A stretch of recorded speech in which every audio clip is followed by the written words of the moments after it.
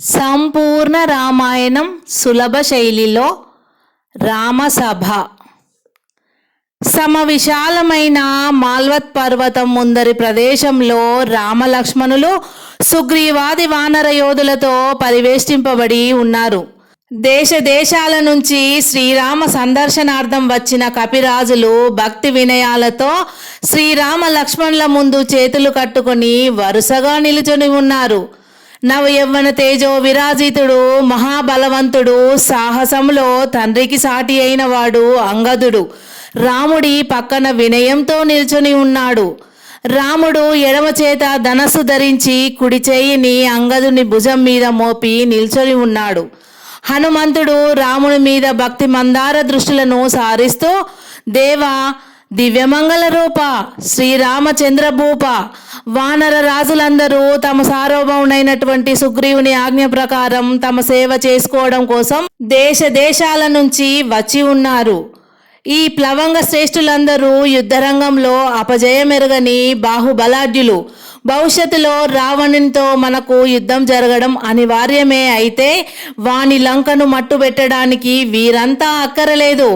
వీళ్ళలో ఏ ఒక్కడైనా చాలు. వీరందరూ సదాచారులు, సాహసికులు, సేవాశక్తి కలవారు అన్నాడు హనుమంతుడు. రాముడు ఆ వానర వీరులందరినీ తన విశాల నేత్రాలు విస్ఫారితాలు అవుతుండగా ఆసక్తిగా పరిశీలిస్తూ, హనుమ, ఈ మిత్రులందరి వివరాలు చెప్పు అని అడిగాడు. హనుమంతుడు రామునికి నమస్కరించి గజ, గవ, గంధమాదన, ద్వివిధ, మైంద, విధ, గద, గవాక్ష, వృషభ, వేదగర్షి, కుముద, శతవలి, పనసు, అర్క, కేసరి, రంభు, ధరిముఖ, ప్రజంగ, శ్వేత, శరభ, వినత, క్రోధన, క్రదన, హర, ధూమ్రు, ధంబ, సన్నాద, ప్రమాది, ప్రభుత, వానర బల్లూక నాయకులను వరుసగా పరిచయం చేశాడు. అందరూ రామునికి నమస్కరించారు. రాముడు ఆ వీరులందరినీ ఎంతో ఆదరంతో సంభావించాడు. అప్పుడు నర్మదా నది తీరంలో ఉన్న వృక్షవంతం అనే పర్వతం మీద నివసిస్తూ ఆ ప్రాంతాల బల్లూకాలన్నిటికీ నాయకుడు, మహావీరుడైనటువంటి జాంబవంతునికి అన్న అయిన ధూమ్రుడు రాముని భక్తి వినయభావాలతో చూస్తూ ఇలా అన్నాడు.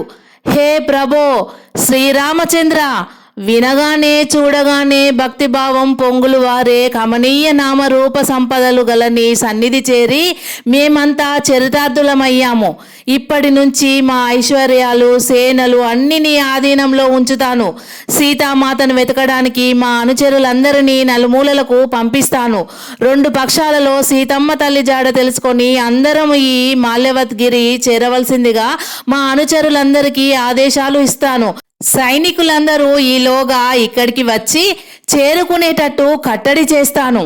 రావణుని ససైన్యంగా రూపుమాపే నీ బృహత్తర ప్రయత్నంలో మా ప్రాణాలు నీ పాదాల ముందు దారపోస్తాము. బల్లూక రాజైన ధూమ్రుడు అలా అనగానే మిగిలిన కోతి, కొండముచ్చు నాయకులందరూ హర్షాతిరేకంతో తమ సంతోషాన్ని వెల్లడించారు. మంచిది, మీలాంటి ఆప్తమిత్రుల అండదండలు తోడు ఉండగా నేను ఇక ఏ విషయానికి విచారింపవలసిన పని లేదు. మనం అందరం మళ్ళీ కలుద్దాం. ఇక మీ నివాసాలకు బయలుదేరండి అన్నాడు రాముడు.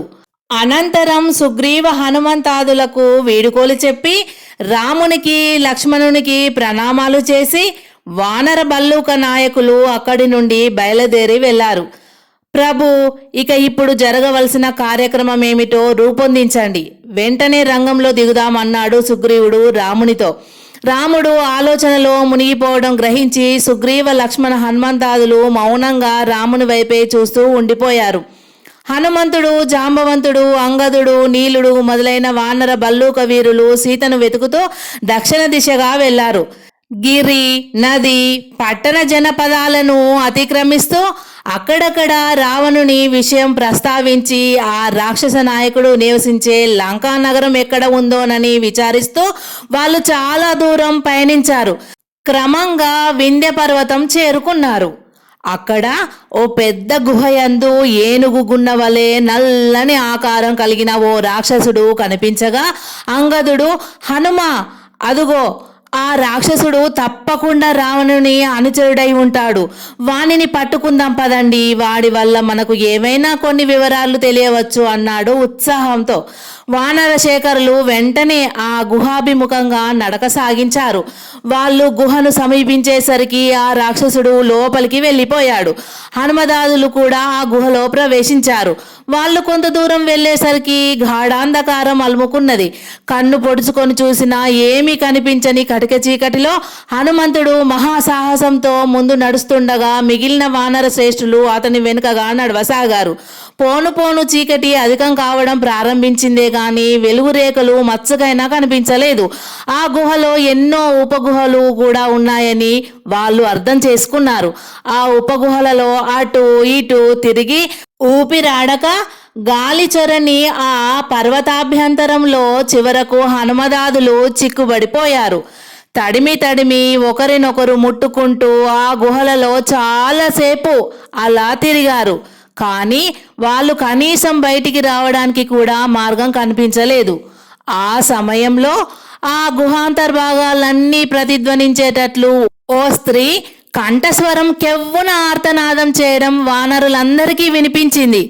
హనుమదాదులు దిగ్భ్రాంతికి లోనయ్యారు. ఆ స్త్రీ కంఠస్వరం మరోమారు ఆర్తనాదం చేయసాగింది.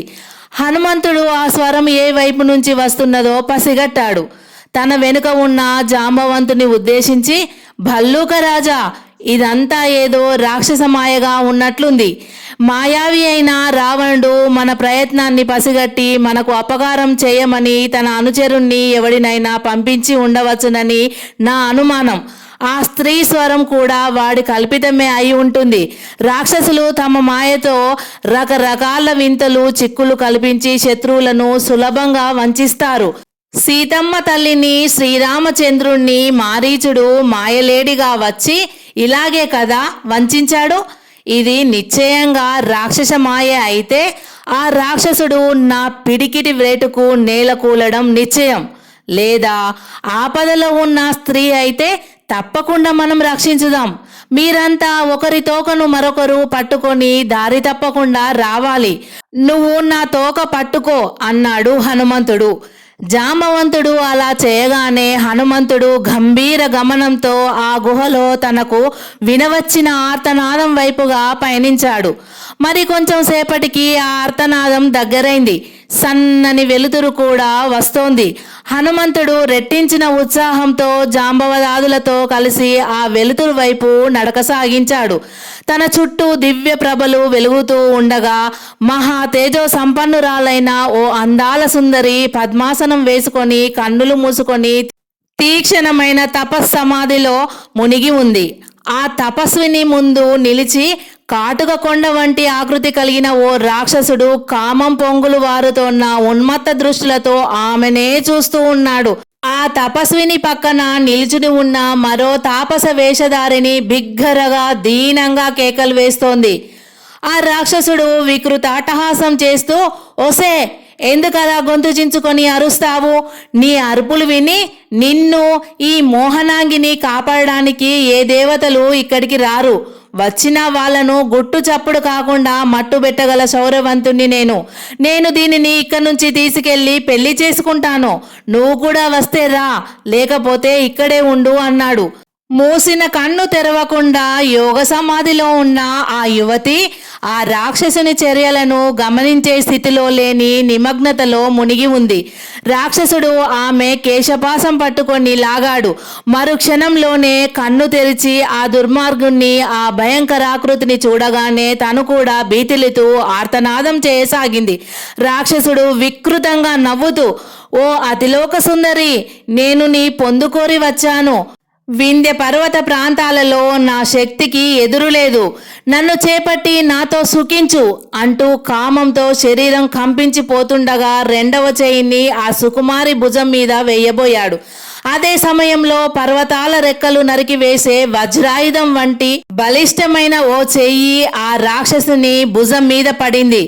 ఆ నిశాచరుడు తొత్రుపాటుతో వెనుతిరిగి చూసేసరికి ధీర గంభీర స్వరూపుడైన ఓ వానర వీరుడు నిల్చొని ఉన్నాడు. ఒరే కోతి, ఎవరు నువ్వు, ఇక్కడికి ఎందుకు వచ్చావు అని గద్దించాడు ఆ రాక్షసుడు.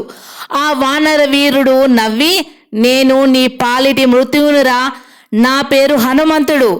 పరస్త్రీలను బాధించే నీ బోటి దుష్ట రాక్షసులను హతమార్చడమే నా కర్తవ్యం అని హనుమంతుడు ఆ రాక్షసుణ్ణి మెడ పట్టుకొని ముఖం మీద ఒక్క పిడికిటి పోటు పొడిచాడు. ఆ దెబ్బకు కళ్ళు బైర్లు కమ్ముతుండగా ఆ రాక్షసుడు కొంచెం దూరాన కింద పడిపోయాడు. హనుమంతుని వెంట వచ్చిన అంగదాదులు తమ ముందు పడిన ఆ రాక్షసుణ్ణి లేవనెత్తారు. ఓరి రాక్షస, రాక్షస నాయకుడైన రావణాసురుడుండే లంక ఎక్కడ ఉంది? నువ్వు ఆ రావణుడికి ఏమవుతావు? నిజం చెబితే నిన్ను వదిలిపెట్టేస్తాం అన్నాడు అంగదుడు ఆ రాక్షసుని చూస్తూ. ఆ రావణుడెవరో నాకు తెలియదు. నేను వింధ్య పర్వత నివాసిని. నా పేరు అయోముకుడు. ఈ గుహలో ఉన్న చిన్నదానిని పెళ్లి చేసుకోవాలని వచ్చాను. మర్యాదగా మీరంతా ఇక్కడి నుంచి వెళ్ళిపోతారా, మీ ప్రాణాలు తీయమంటారా అన్నాడు ఆ రాక్షసుడు దర్పంగా.